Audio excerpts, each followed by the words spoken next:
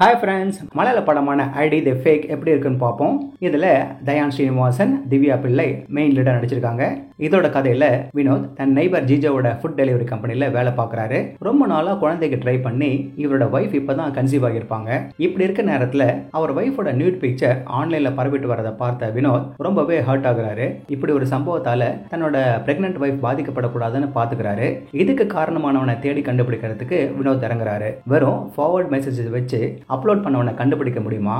அப்படியே பிடிச்சா அவனுக்கு என்ன மாதிரியான தண்டனையை கொடுக்க போறாருன்னு தெரிய வரதுதான் இதோட மீதி கதை. சோசியல் மீடியா தனி நபர்களுக்கும் குடும்பங்களுக்கும் எப்படியெல்லாம் கஷ்டத்தை கொடுக்குதுன்ற தீம் இப்ப இருக்க டிஜிட்டல் உலகத்துக்கு ரெலவெண்டான சப்ஜெக்ட்.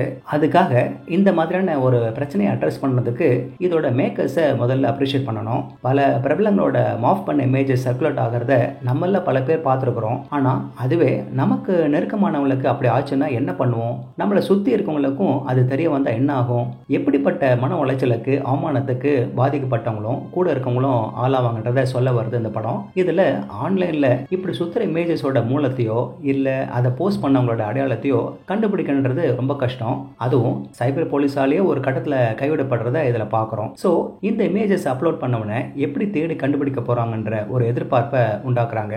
அடுத்து அவன் ஒய்ஃபுக்கு தெரிஞ்சா என்னென்ன ஆக போதோன்ற ஒரு பதட்டத்தையும் ஏத்துறாங்க. ஆனா அவங்களோ ரொம்பவே மெச்சூர்டா நடந்துக்கிற மாதிரி காமிக்கும் போது முதல்ல ஏற்பட்ட அந்த படபடப்பு இறங்கி போகுது.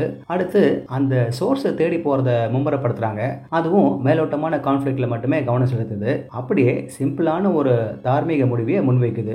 இது எந்த விதமான விவாதத்தையோ தூண்டாது.